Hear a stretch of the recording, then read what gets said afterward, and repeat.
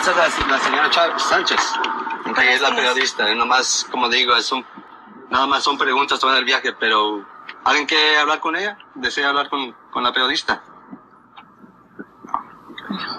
Tell me about the people that we just saw. What were the circumstances of that arrest, apprehension? Okay. Well, initially the group crossed across the river, just to our left here, about half a mile or so.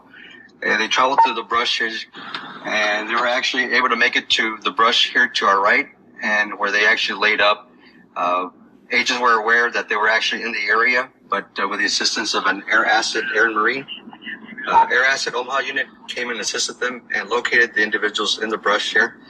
They were able to locate 7, all adult males, nationalities from Mexico, Guatemala, El Salvador.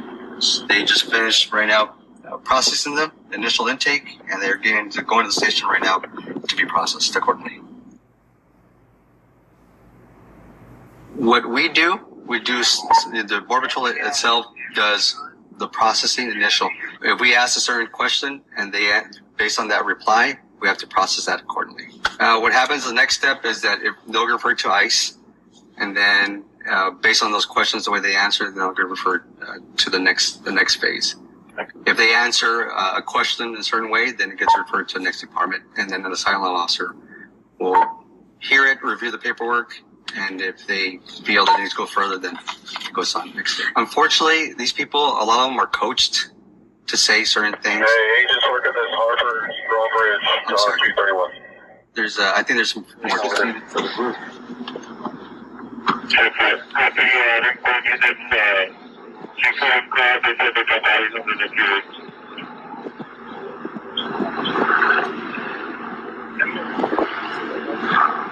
Just stand by and see what it is that they have. So we're in the area here, so for us to work more efficiently to avoid people getting away. So they're a great asset to have out here. The helicopter group. And obviously this Carrizo cane to the left of you is really high, so it's thick brush. It's actually, this right to your left is actually sugar cane. So this goes on all the way pretty much down to the river.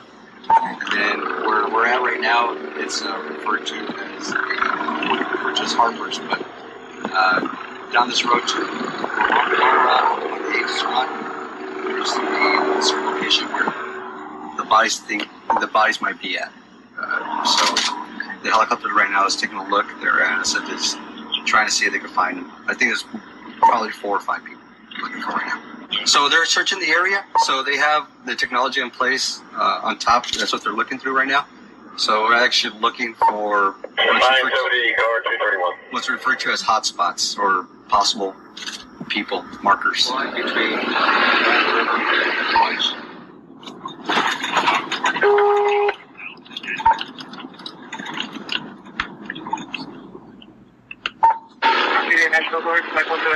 So the river is about a half a mile south to us? Yes. Okay. And they've been searching for 4 So, people? yes, but actually, after them discussing it, they think they're pretty sure that the traffic actually went back to Mexico. This is what happens quite a bit. What happens is a group will go through, and they have success trying to make it to a certain distance. The smugglers will send a second group in hopes that that group will make it as well. So it could be to where these people are actually just observing the other people get apprehended and say, you know what, this is not going as planned, so we're going to head back to Mexico.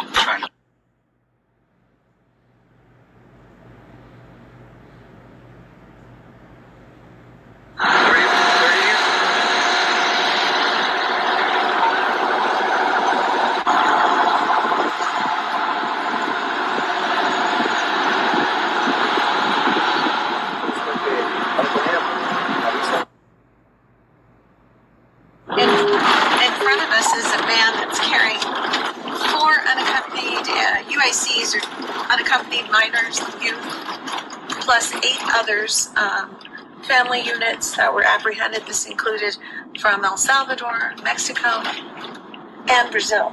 Correct. The Rio Grande City Station is busier for narcotics than this area here. They still get their foot traffic for the people, but Rio Grande City still leads the area, the sector for marijuana apprehension. But for as far as foot traffic, people trying to avoid apprehension, the McCown Station AOR, our air responsibility, is still the busiest.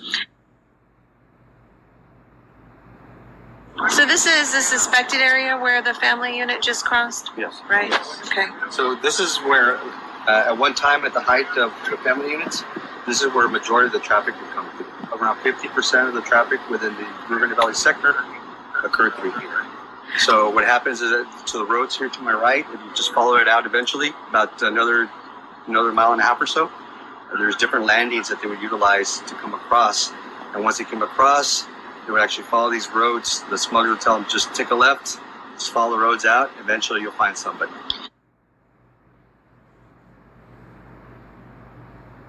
So during the summertime, when it was super hot this summer, we had a lot of people who, they were already come ill or they were already dehydrated many times while they're in stash houses in Mexico. Come here and they get turned around. So we actually had to place these right here in order to help them out, just in case. Because we're so inundated with people, we didn't have anybody actually to respond to these locations. So they would actually end up over there where we're at. How many years, Rod? 5 years. Okay. A lot of coordination with the various law enforcement agencies as well as the local enforcement agencies, right? Tell me, how important is that? Well, it's very important because, I mean, it offers multi-layers, of overwatch, of security. If DPS needs help, they'll call out Border Patrol. And if, Air and Marine, of course, they have their airborne assets out here. So National Guard has their airborne assets out here, which, they coordinate on the ground. They see aliens that are running around, and they'll call them out to the agents on the ground so they can call them in on their location.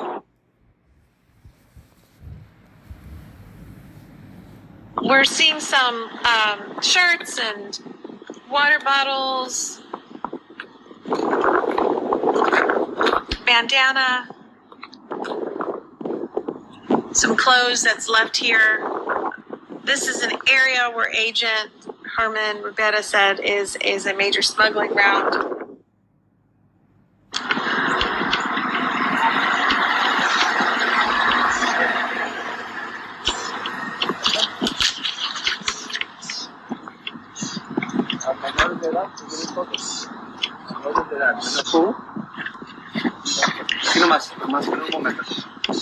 They're unaccompanied. Yeah. Okay, So well, everybody film else- them. Okay.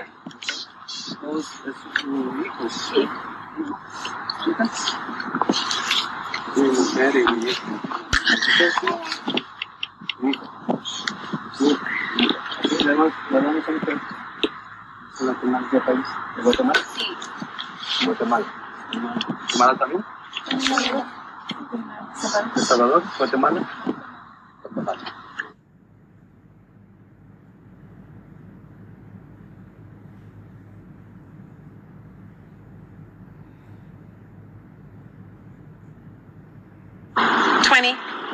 From El Salvador, Guatemala. Not afraid of us. They're actually looking for us. So if they continue on their way, Agent's going to meet them halfway and start picking them up and then take them to that other rendezvous point where they'll get the initial intake, their property be accounted for, and then eventually get transferred to the processing center.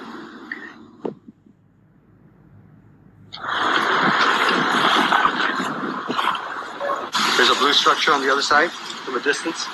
See, it looks like a house. It always rendezvous there and then just come down that little grade and then get a raft and swim right across.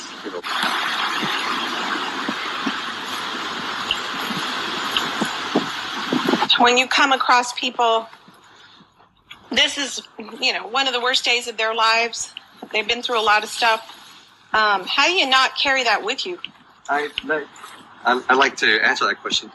Actually, this is the best part of the whole trip. Coming here, seeing one of us is like the greatest thing for them because they know that we're not going to take advantage of them. They know that we're not going to hurt them. They know that we're not going to do anything to endanger them, right? So they have complete trust in us. You'll see that they don't actually run from us. They're actually looking for us. On the contrary, it's not the worst day of their life. It's actually the best day of their lives to see us.